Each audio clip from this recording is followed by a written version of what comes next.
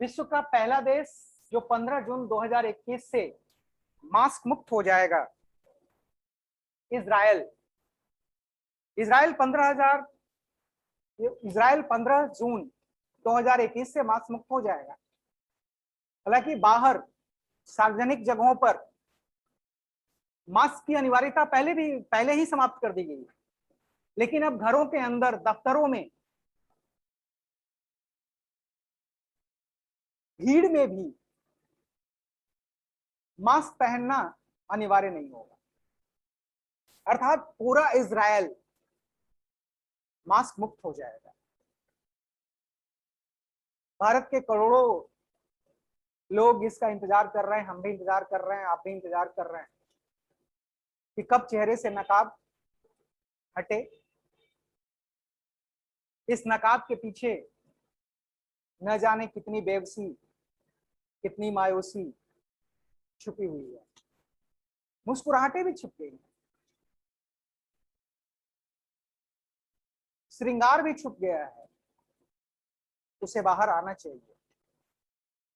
खुली हवा में सांस लेने का मौका मिलना चाहिए। और मुझे उम्मीद है कि भारत भी आने वाले दिनों में, वर्षों में नहीं, आने वाले दिनों में मास्क मुक्त देश हो जाएगा। चलिए नेक्स्ट क्वेश्चन है, किस वर्ष को भारत फ्रांस पर्यावरण वर्ष के रूप में लॉन्च किया गया? वर्ष 2021 को, यानी इसी वर्ष को फ्रांस पर्यावरण वर्ष के रूप में इंडिया फ्रांस इन्वायरमेंटल ईयर 2021 को डिक्लेयर किया गया है। और इसका मुख्य उद्देश्य है सतत विकास के क्षेत्र में, यानी सस्टेनेबल डेवलपमेंट के क्षेत्र में भारत फ्रांस सहयोग को मजबूत करना। वर्ष 2021 को भारत फ्रांस पर्यावरण वर्ष घोषित किया गया है और इसका मुख्य उद्देश्य सतत विकास के क्षेत्र में भारत और फ्रांस के सहयोग को, आपसी सहयोग को मजबूत करना। और यह मुख्यतः 5 विषयों पर आधारित है। ये सहयोग भारत फ्रांस पर्यावरण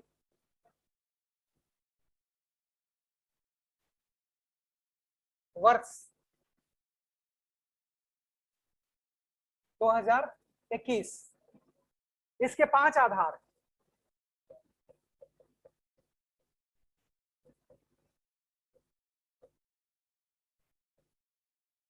पांच आधार है। पहला,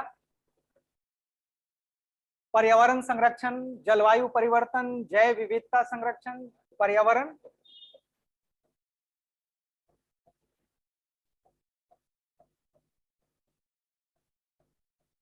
संरक्षण,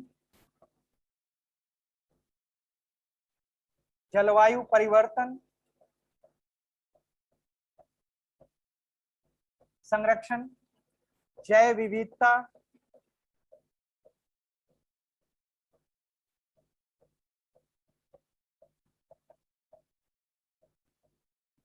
संरक्षण। इसके अतिरिक्त सतत शहरी विकास, सतत शहरी विकास तथा ऊर्जा का नवीनीकरण।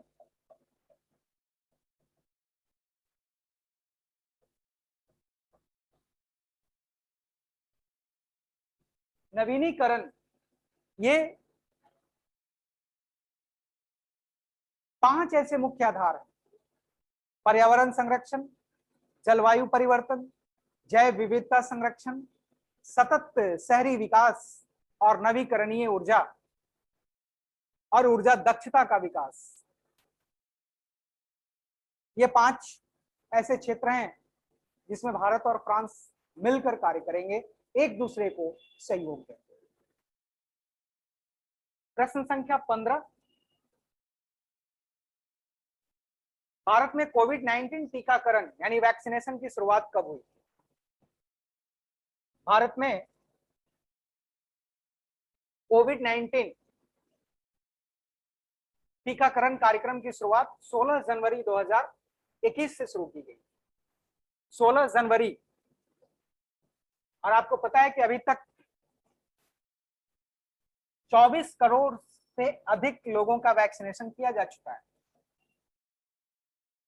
सबसे पहले जो फ्रंटलाइन वर्कर्स थे, विशेषकर हेल्थ सेक्टर से जुड़े हुए वर्कर्स थे, उनको ये वैक्सीन दिया गया। उसके बाद बुजुर्गों यानी 60 वर्ष से अधिक, 50 वर्ष से अधिक लोगों को वैक्सीनेशन, धीरे धीरे अन्य उम्र के वर्गों, अन्य उम्र के लोगों को भी इसमें शामिल किया गया। और अभी भारत में 18 प्लस सभी को वैक्सीन देने का कार्यक्रम चलाया जा रहा है। तो इस टीकाकरण की शुरुआत 16 जनवरी 2021 से हुआ। एक क्रांतिकारी स्तर पर भारत में टीकाकरण किया जा रहा है और कोविड 19 से बचाव और मुक्त होने के लिए, बचाव के लिए तथा इस बीमारी से मुक्त होने के लिए वैक्सीन ही एक कारगर तरीका है। और आपको पता है कि भारत में दो तरह की वैक्सीन दी जा रही है, एक कोवैक्सीन और कोविशील्ड। कोवैक्सीन जो स्वदेशी है, दोनों ही स्वदेशी है। कोवैक्सीन को भारत बायोटेक ने डेवलप किया है, तो जबकि कोविशील्ड को एस्ट्राजेनेका और ऑक्सफोर्ड विश्वविद्यालय ने मिलकर तैयार किया। ये दो वैक्सीन भारत में, और कई वैक्सीन को अनुमति मिलने की संभावना है। अगर अनुमति मिल जाती है तो भारत के अंदर भी विश्व की और कई कंपनियों के वैक्सीन का उपयोग किया जाएगा। नेक्स्ट क्वेश्चन है, लोवी इंस्टीट्यूट के कोविड 19 रिस्पांस इंडेक्स में 98 देशों में भारत का कौन सा स्थान? दरअसल ये 86वां स्थान। कोविड 19 रिस्पांस इंडेक्स अर्थात कोविड को नियंत्रित करने के लिए किस देश ने कितना अच्छा काम किया, इसी का एक सूची बनाई गई। इसमें 98 देशों को शामिल किया गया कि कोविड 19 को हैंडल करने कितने बेहतर तरीके से किस देश ने कोविड 19 को हैंडल किया है। उसमें भारत का स्थान 86वां है, जबकि पहले स्थान पर न्यूजीलैंड, वियतनाम और ताइवान, ये 3 देश हैं जिन्होंने कोविड 19 को सबसे बेहतर तरीके से हैंडल किया है। जबकि भारत का स्थान बहुत नीचे, 98 देशों में 86वें स्थान पर भारत है। और ये इंडेक्स लोवी इंस्टीट्यूट एक थिंक टैंक इंस्टीट्यूट है, इसका नेचर एक थिंक टैंक के रूप में है। ये सिडनी यानी ऑस्ट्रेलिया में, ये ऑस्ट्रेलिया की संस्था है जिसने ये इंडेक्स जारी किया है। लोवी इंस्टीट्यूट यानी कोविड 19 रिस्पांस इंडेक्स में भारत का स्थान 86वें नंबर पे है, जिसने कोरोना को हैंडल करने में अपनी तत्परता दिखाई। अब नेक्स्ट क्वेश्चन है,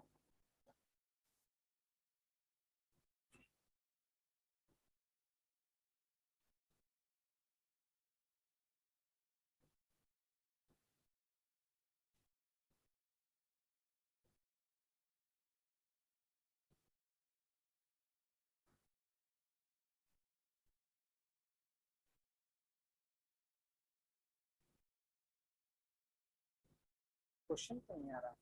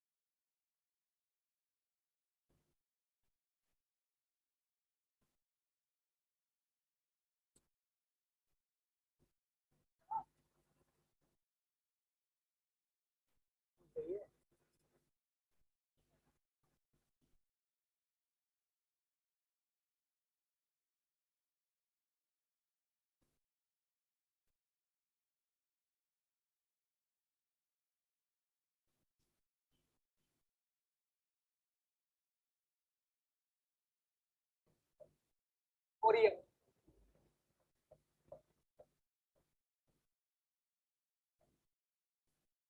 इसको हिंदी में कहते हैं ऋण स्थगन।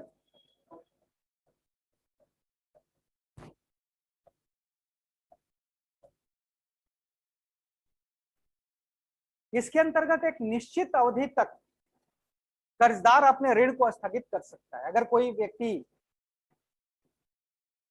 कर्ज लिया हो लेकिन अभी उसे भुगतान करने की स्थिति में, चुकाने की स्थिति में, वापस करने की स्थिति में नहीं है, तो मोरेटोरियम की सुविधा उसे दी जाती है और वो एक निश्चित अवधि तक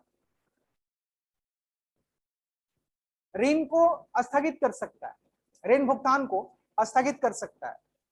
और इसके लिए उसे किसी भी प्रकार का कोई भी फाइन देने की आवश्यकता नहीं होती है, किसी प्रकार का कोई शुल्क देने या दंड देने की आवश्यकता नहीं होती है।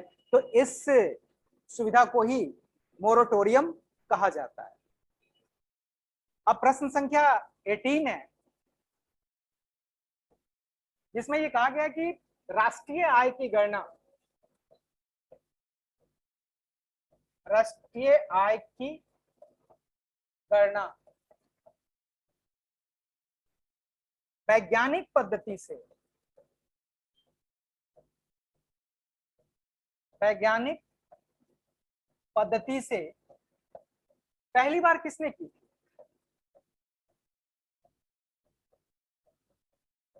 पहली बार किसने की थी?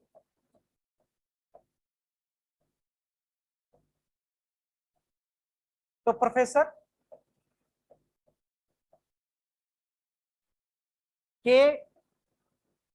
VKRV Rao, professor VKRV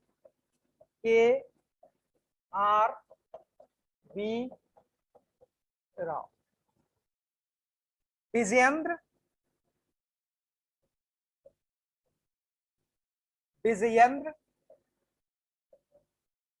कस्तूरीरंगा,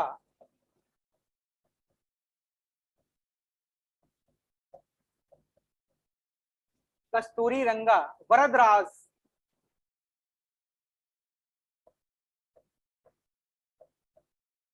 Rao, इनका पूरा नाम था विजयेंद्र कस्तूरीरंगा वरदराज राव। वैज्ञानिक पद्धति से राष्ट्रीय आय की गणना पहली बार प्रोफेसर VKRV राव ने किया था। और आपको पता है कि राष्ट्रीय आय की गणना कौन करता है? CSO, सेंट्रल स्टैटिस्टिकल ऑफिस के द्वारा, जिसके स्थापना 1951 में की गई थी। इसी के द्वारा भारत में राष्ट्रीय आय की गणना की जाती है। अभी राष्ट्रीय आय की गणना का जो बेस ईयर है, यानी आधार वर्ष 2011-12 है, इसे 2017-18 करने की सिफारिश है। तो राष्ट्रीय आय की गणना और पहली बार वैज्ञानिक पद्धति के जरिए, और पहली बार राष्ट्रीय आय की गणना किसने की थी? तो दादा भाई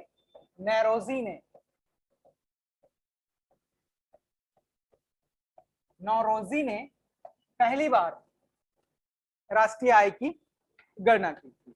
और वैज्ञानिक पद्धति से पहली बार तो विजयेंद्र कस्तूरीरंगा वरदराज राव ने गणना की थी पहली बार। और राष्ट्रीय आय की गणना CSO यानी सेंट्रल स्टैटिस्टिकल ऑफिस के द्वारा किया जाता है। यह सांख्यिकी मंत्रालय के अंतर्गत काम करता है। प्रश्न संख्या 19, प्रश्न संख्या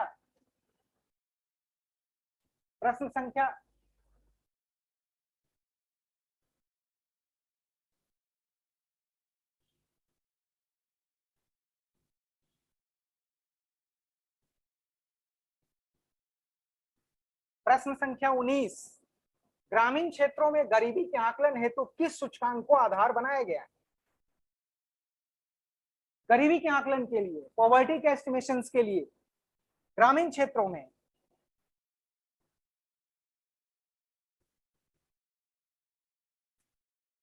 कृषि श्रमिकों के उपभोक्ता मूल्य सूचकांक, यानी उपभोक्ता मूल्य सूचकांक,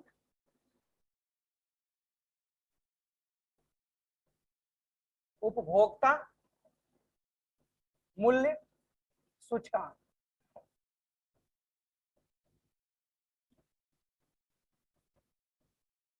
अब इसमें कई तरह के, भारत में कई तरह के श्रमिक काम करते हैं, जैसे औद्योगिक श्रमिक हैं,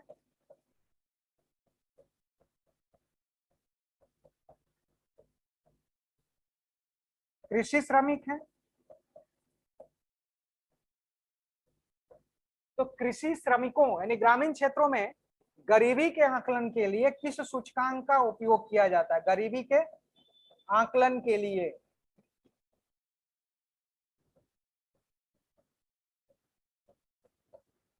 किस सूचकांक का उपयोग किया जाता है?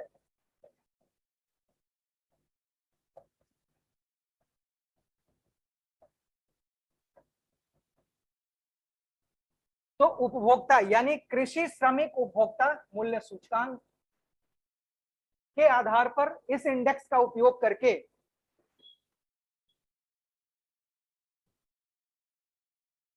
ग्रामीण क्षेत्रों में गरीबी का आकलन किया जाता है। अंतिम प्रश्न है प्रश्न संख्या 20।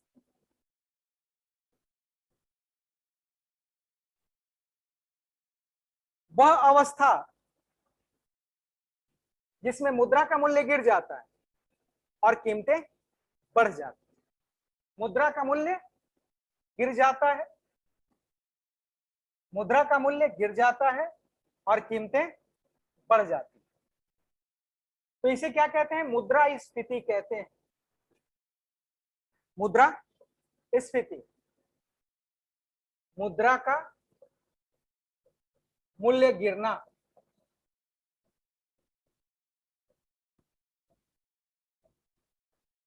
तो कीमत बढ़ना। यानी अगर मुद्रा का मूल्य, ये हुआ मुद्रा का मूल्य,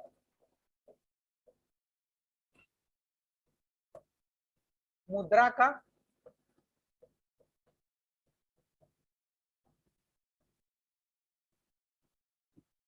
और ये वस्तु का मूल्य,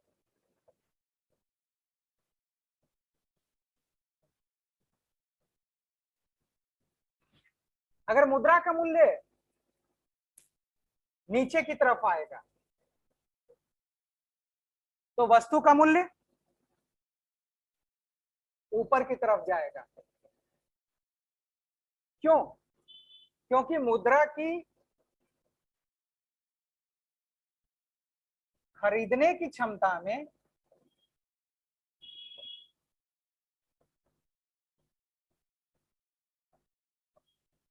कमी आ जाती है।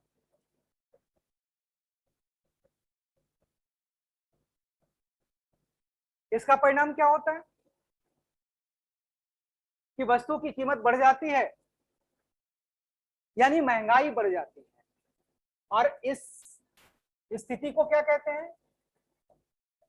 मुद्रास्फीति यानी इन्फ्लेशन। इसे इन्फ्लेशन कहा जाता है जब मुद्रा का मूल्य नीचे आता है तो वस्तु का मूल्य बढ़ता है। और ऐसा क्यों होता है? मुद्रा की खरीदने की क्षमता में कमी आती है। और ऐसा क्यों होता है? जब मुद्रा की मात्रा में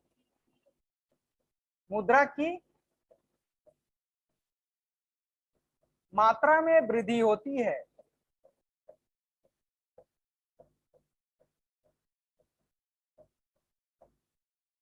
मुद्रा की मात्रा में वृद्धि होती है और वृद्धि के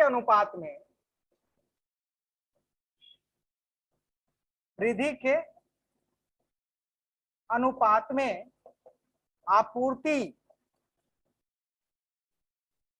नहीं बढ़ती है।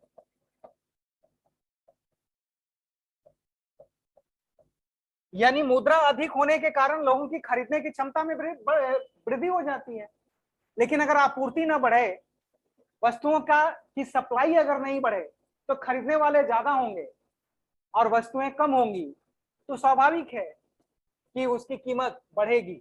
और ऐसा कि और मुद्रा का मूल्य अगर गिर रहा है तो इसके पीछे एक्सेसिव सप्लाई ऑफ करेंसी है, यानी मुद्रा की मात्रा में वृद्धि हो जाए, मुद्रा की मात्रा में वृद्धि हो जाती है तो मुद्रा के मूल्य में कमी आती है। नतीजा ये होता है कि वस्तु, और ठीक इसका उल्टा होता है, अगर मुद्रा की मात्रा में कमी आ जाए तो वस्तुओं की कीमत, अगर मुद्रा की मात्रा में, अगर मात्रा में कमी आए तो मुद्रा का मूल्य बढ़ने लगता है,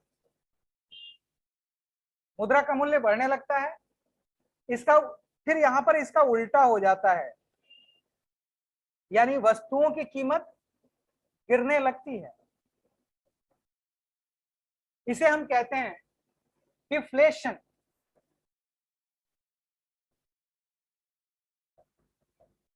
इसे कहते हैं डिफ्लेशन। और अगर ये स्थिति हो तो इसको कहते हैं मुद्रास्फीति, इस स्थिति को डिफ्लेशन कहते हैं। ठीक है, मुझे उम्मीद है कि आप सबको हर प्रश्न का उत्तर अच्छे